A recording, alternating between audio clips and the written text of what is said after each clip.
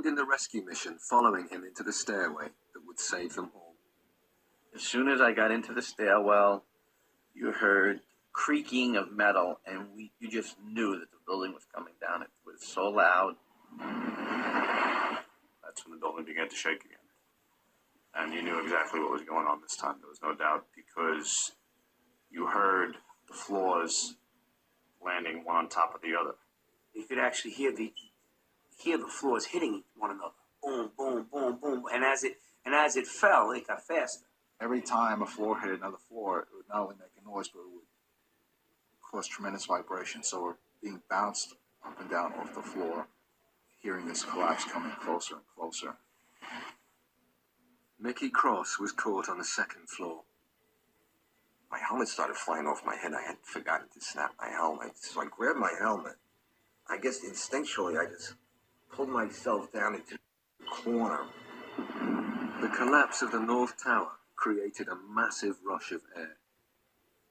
I was blown down 6 stories down to the first floor, and all I can remember while I was being blown down was, oh my God, oh my God, oh my God.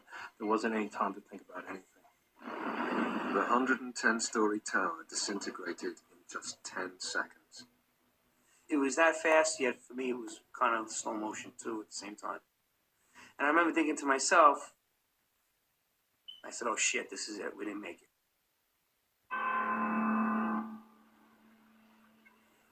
Faced with what seemed like certain death, the trapped firemen thought their last thoughts and prepared to die.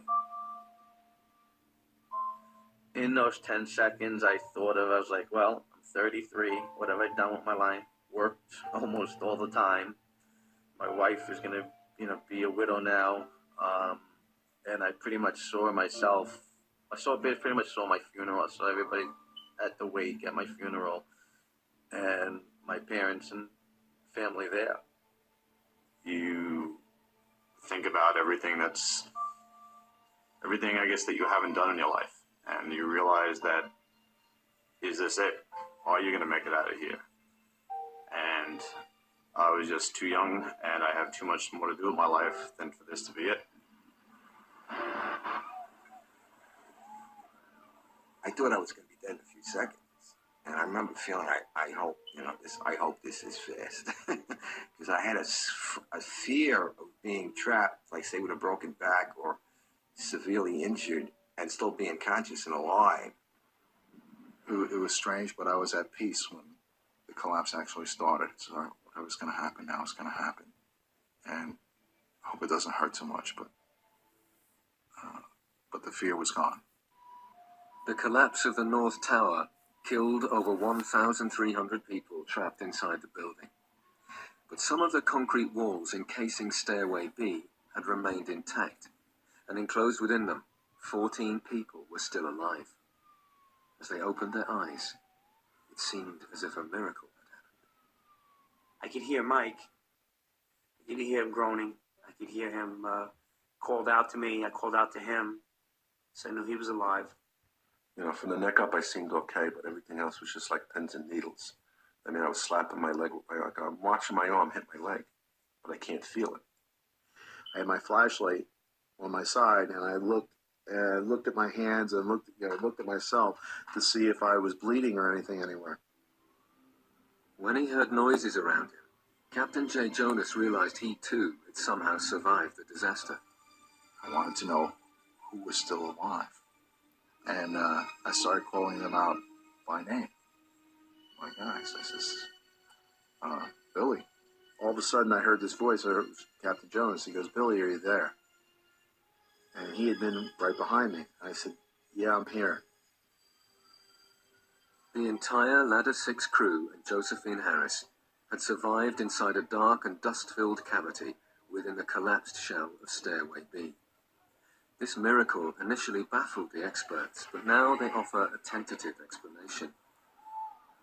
The tower fell with its exterior collapsing outwards at a faster rate than its interior, leaving a protected stump towards the base of the building. It was here that the survivors were trapped. Their ordeal was far from over, however. When the tower fell, the man who was to play a vital role in their rescue had just arrived on the scene. He was Lieutenant Glenn Rohan of Ladder 43. We look back, and here comes this huge cloud. And we ducked in this little alleyway, and the cloud just went flying past us. And I'm thinking, okay, we're in pretty good shape. But I look to the side, and the cloud is coming now from the east side, too, to totally envelop us. It was lights out. It was completely black. As the dust began to clear, radio traffic suddenly increased dramatically with Mayday calls. I got on the radio, and I transmitted my own Mayday message. I says, Mayday, Mayday, Mayday. Sea Officer of Ladder Company 6. We're trapped in the B stairway of the North Tower. However, the scale of the disaster made any coordinated response to the hundreds of Mayday calls virtually impossible. The battered firemen outside the building had narrowly escaped death themselves and were in a desperate state. Ladder 6 waited for a response to their call for help, but there was no reply. Initially, we just sat tight. We made Josephine as comfortable as we could, and we just stayed quiet and listened and monitored the radio. We're sitting there, and I'm wondering, how am I going to get out of here? I'm thinking, I should have called the kids. It's been about 2 weeks. Then it goes back to, how are they going to get me out of here? Also trapped further down in Stairway B was Lieutenant Jim McGlynn and his crew. My concern was the rest of this building is coming down, and we have a limited amount of time to get out of here. So I looked around at the building and was trying to find other ways out.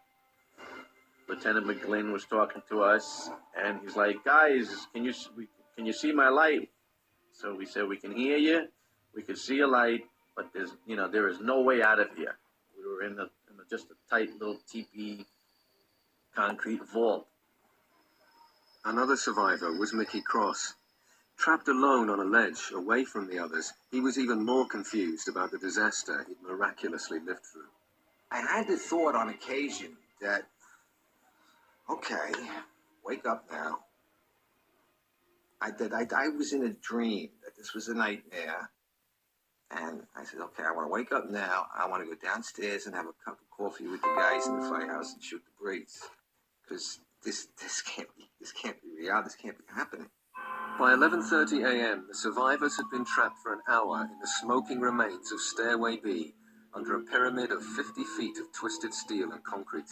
They were in total darkness, and with no radio contact, they had no idea what was going on in the outside world. We're trying to figure out what exactly has happened to us. We survived some sort of catastrophic event, but we don't know how bad it is. Did the top of the building fall off? Couldn't be the whole building collapsed because we're still there. We're in this stairway. It's twisted and rubble filled, but it's there. In the debris field above them, the firemen were just beginning their search and rescue operations, but the chaos and destruction that confronted them made it all painfully slow and extremely dangerous. Mickey Cross feared they would all be dead before anyone found them. I had no idea what was over us. I'm thinking 110 stories. How much rubble that is, if they start pulling it apart, how long would it take for them to get to us? So there were times it was very wondering, they'll never get to us. It might take weeks and weeks, It soon became clear to the outside world that there would be very few survivors. Those who feared their loved ones had been killed when the towers collapsed desperately tried to find out if they were alive. Mickey Cross's girlfriend Christine telephoned his fire station. She was told he was missing. I started yelling at the firefighter who answered the phone. I was saying, what do you mean? What do you mean? He's just not back from the job yet. And then I came out of my little denial and I said, listen to me, I'm calling this disaster a job. And then I went out to look for him. Strict security measures made it virtually impossible for family and friends to get anywhere near the World Trade Center site. So Jim McGlynn's girlfriend Kathleen went to his fire station for any news of him. I just started asking a lot of questions, and I said, well, you can at least tell me when they responded. And at first, they just weren't sure, or they just didn't want to tell me. And then one of the firemen came up to me, and he said they responded at 8:52. And it was then that I really started to fall apart, because I realized if they left at 8:52, they were down there. And I knew what happened. Hundreds more firemen were now arriving at the disaster area, but Captain Jay Jonas's Mayday messages were still not getting through. Trapped down in the remains of Stairway B, there was nothing else Jay could do. We realize we can't get ourselves out. And that's a big mental leap for a fireman to take, because we're so used to being the people who are going in to rescue someone. Now, the roles are reversed, and you realize you're helpless yourself. But with the survivors buried alive beneath a debris field that extended over 16 acres, it seemed they would need another miracle to save them.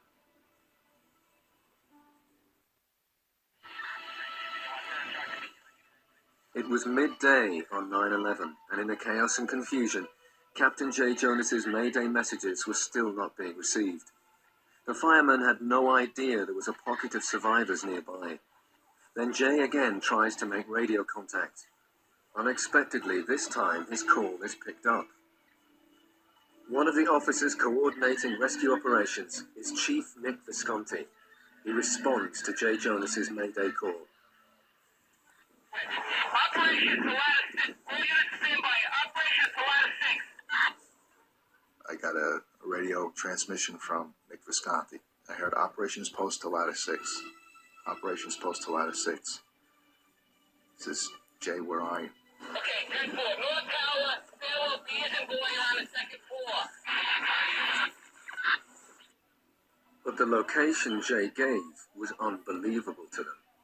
The North Tower no longer existed. They asked for his location again. He asked me that a couple times, and one time he asked me that. Somebody else got on the radio and said, "Where's the North Tower?" I remember somebody saying it. Where's the North Tower on the radio? And I said, oh shit. I says, it's not good. Chief Visconti sent out rescue teams to look for Ladder 6. However, first they would have to find the remains of the North Tower. In the meantime, the chief kept in contact with Jay Jonas. One of the few times I got choked up, he just kept coming over the radio and said, "I'm coming for you, brother. I'm coming for you." News that the firemen of Ladder 6 had survived the collapse of the North Tower got through to Jay's wife, Judy. But she was told they were still trapped. It was a relief in some ways to hear that he was alive and that he was trapped, but there was many stories of guys being trapped and not coming out. So trapped is not a great word for a fireman's wife. But he was alive. There was no news at all, however, about most of the missing firemen. Chief Hayden, who was coordinating search and rescue operations, had the painful job of answering questions from next of kin. There were many men that I know and worked with coming up to me and asking me, "Pete, Chief, have you seen my son?" And son's coming up, "Chief, have you seen my father?" And it was a very difficult time to look them in the eye and knowing full well that most likely their son or their father had been killed. By 1:30 p.m., the firemen had now been buried in Stairway B for 3 hours. I started to freak internally. I never voiced anything, but inside, I was freaking out, and I wanted to get out of there. And I started to look around, and everybody else was calm. Josephine was calm, so I started to talk to myself to calm myself down. Glenn Rowan and his Ladder 43 crew were one of the first rescue teams sent out to try and find the Stairway B survivors. We're walking across this debris field, and it was pretty hazardous area to be. And I'm like, God, dear God, I just said to myself, it was the first time I said, just,